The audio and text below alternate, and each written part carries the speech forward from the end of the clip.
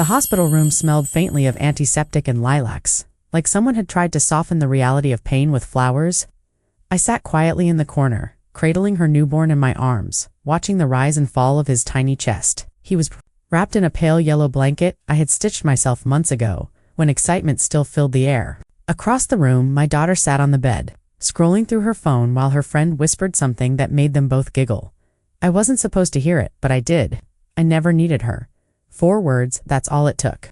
4 sharp syllables that sliced through me more cleanly than any surgery ever could. I didn't move. I didn't say a word. I just looked down at the baby, who twitched in his sleep and grasped my pinky with his impossibly small fingers. Maybe she thought I didn't hear. Maybe she didn't care. But that moment, those words settled into my spine like ice. It wasn't the first time she'd dismissed me, but hearing it here, in a room I had helped pay for, while holding the child I rearranged my entire life to help welcome. That was new. That was final.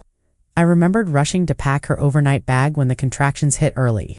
I remembered missing work, skipping meals, buying supplies, and I remembered the way she used to hold my hand when she was scared, when she was little, when she still needed me. But now I was just the woman holding her baby. Not her mother, not her backbone. Just an accessory to be ignored in the background of her new life. I didn't cry. Not there. Not while the baby's breath still warmed my skin and the hospital. Walls hummed with quiet reverence for new life. I held it in like I had always held things: grief, exhaustion, fear. I had become an expert in making myself small, in swallowing what hurt so that others could feel comfortable.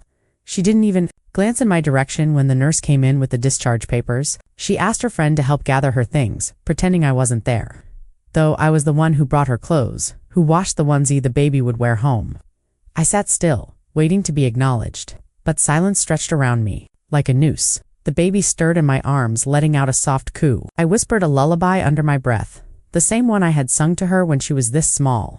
A nurse passed by and smiled warmly at me, assuming I was the grandmother, proudly soaking in her first hours with a grandchild. And I was also something else now. Something uninvited, unrecognized, inconvenient. My daughter's voice changed when she spoke to others around me. Higher, lighter, distant. She had rewritten me in her life's narrative, erased the late nights, the sacrifices, the unconditional love. Maybe she thought needing someone was a sign of weakness. Maybe she didn't realize how much strength it takes to love someone who doesn't see you anymore. I traced my thumb gently over the baby's cheek, trying to memorize what it felt like to matter, even if just to him for now.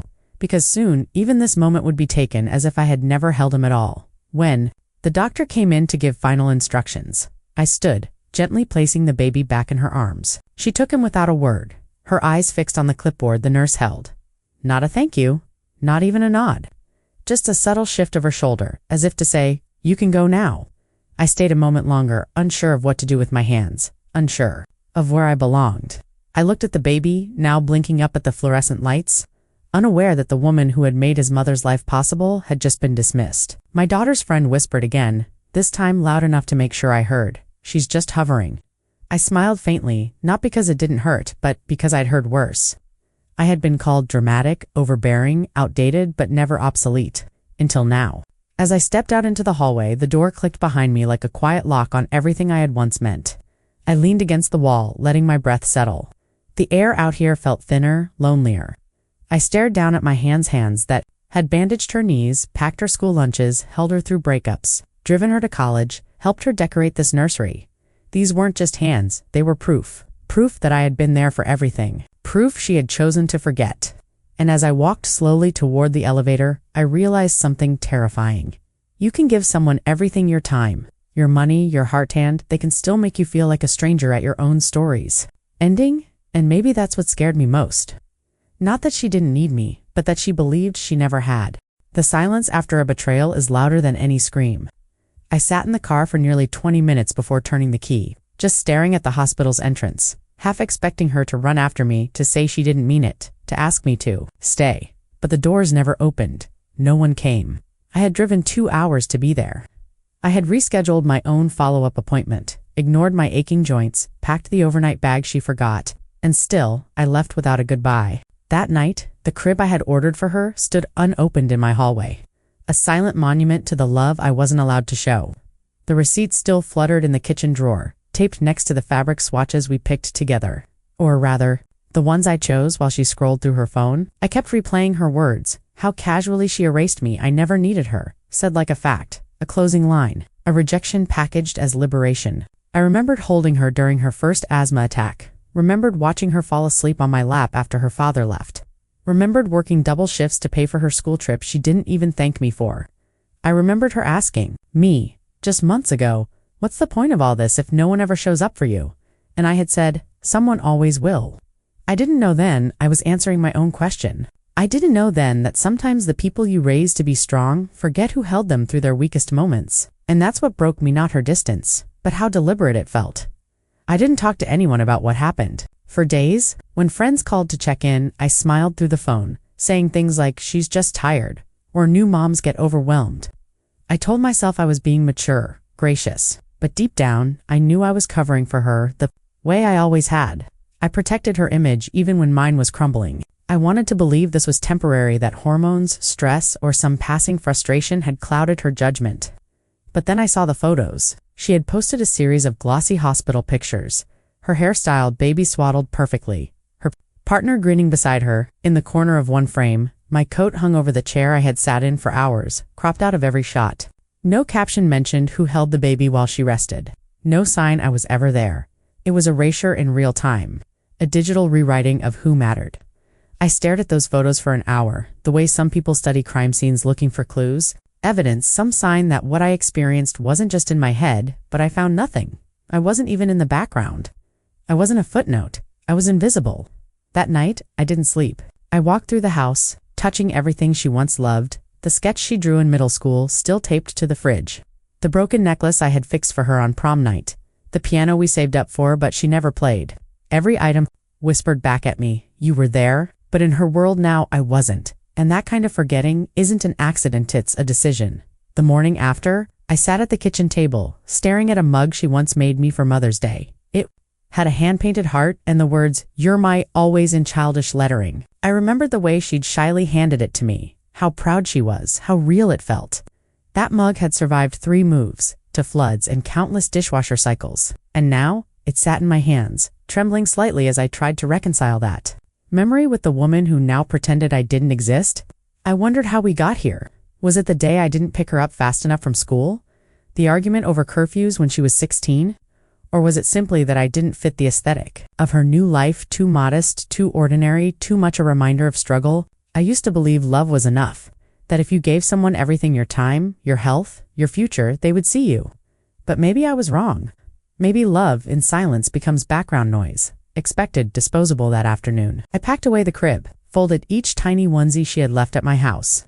I placed the baby blanket I had knit by hand into a box, sealed it with tape, and labeled it simply, for someday. Because even if she couldn't see me now, maybe one day that child would. Maybe one day someone would ask, who made this?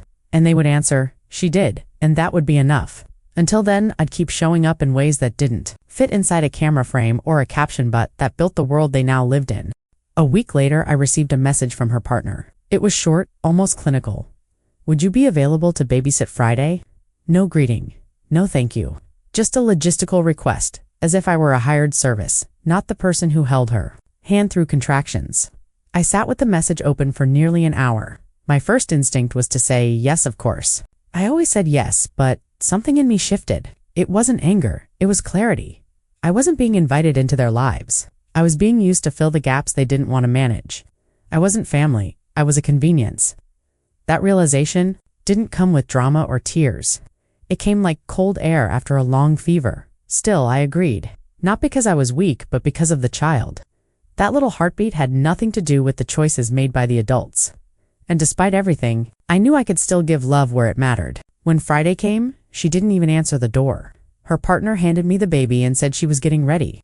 I looked around their home, modern, curated, impersonal, none of the warmth we once shared. As he left, the baby stirred in my arms, soft and trusting. I held them close, whispering lullabies I used to sing to their mother, my voice shaking. For those few hours, the world was quiet. Just me and this tiny life, untouched by pride, untouched by dismissal. In that silence, I wasn't erased. I was everything. Not because they acknowledged it, but because I chose to keep loving anyway. Later, that evening, while rocking the baby to sleep, I noticed a framed photo on their hallway table. It was from the baby shower event I helped organize but wasn't asked to be in any photos. In the picture, my daughter stood surrounded by friends, glowing and proud. I wasn't in the frame, but I remembered that day clearly. I had arrived early with the food I cooked, ironed every tablecloth, and even fixed the cake when the bakery messed up the name. I remembered waiting outside during the speeches because she said the living room was too full. I told myself at the time that maybe I was overreacting. Maybe it wasn't personal. But looking at the photo now, I knew better.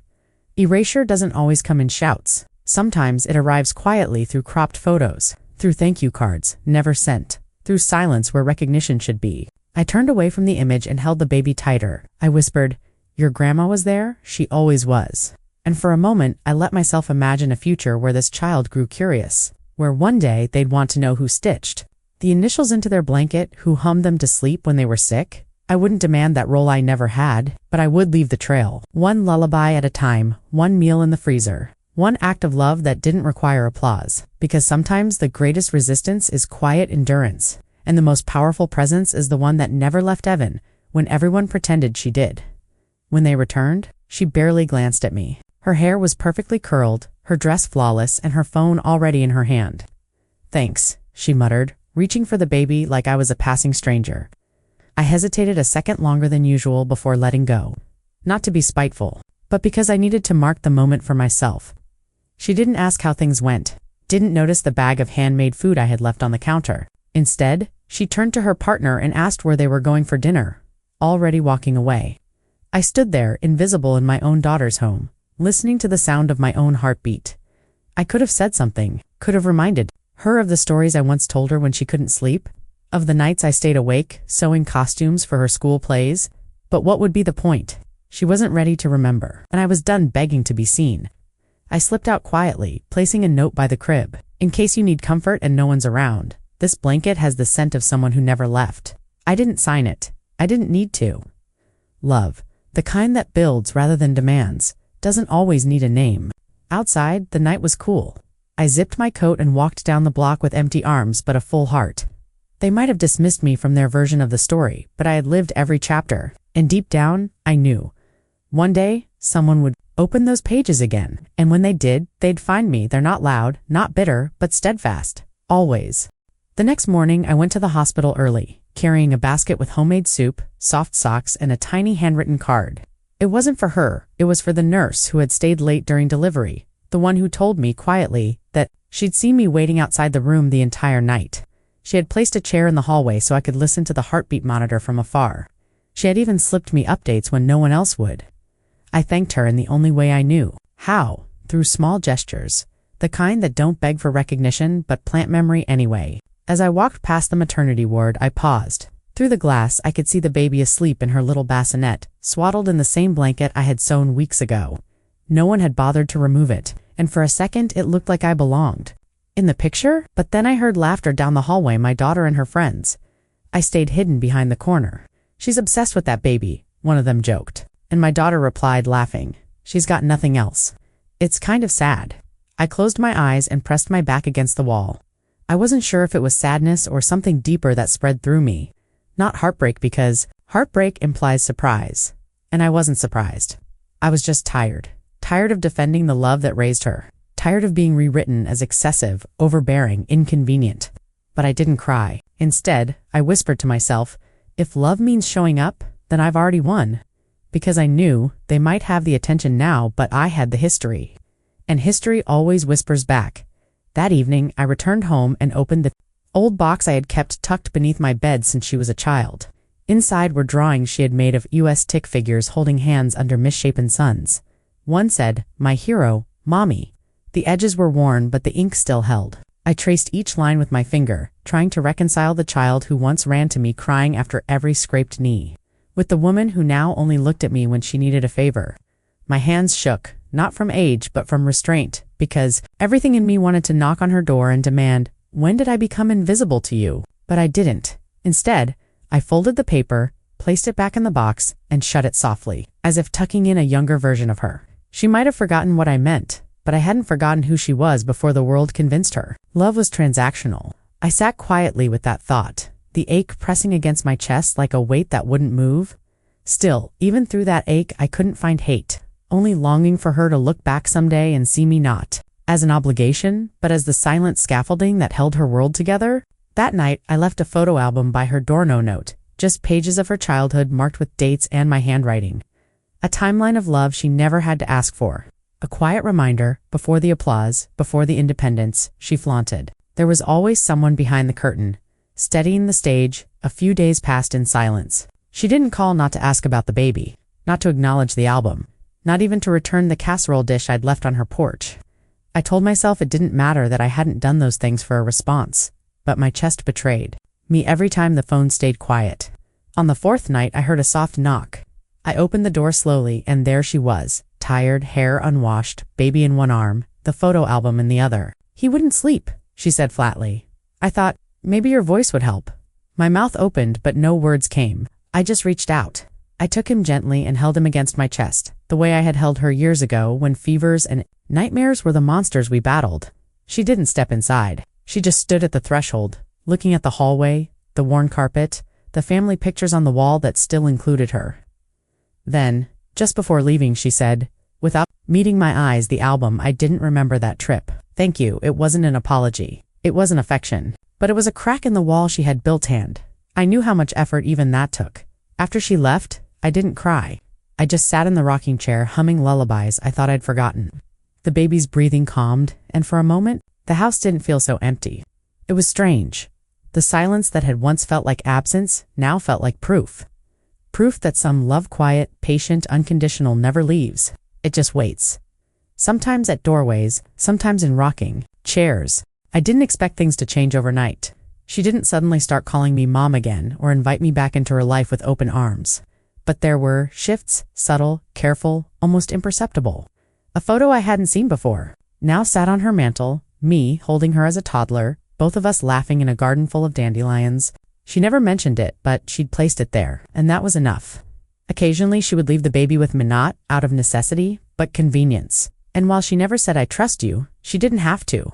I saw it in the way she walked away without looking back, in the way she didn't give instructions anymore. One afternoon, while feeding the baby mashed peas, I found a drawing on the table. Crayon scribbles, chaotic lines, and one shaky word written by a toddler. Hand, Nana. I held it like a sacred relic. My hands trembled again, but this time it wasn't restraint, it was gratitude. She didn't draw it, he did, but she kept it, displayed it. She allowed space for me in his world. It didn't undo the years of silence.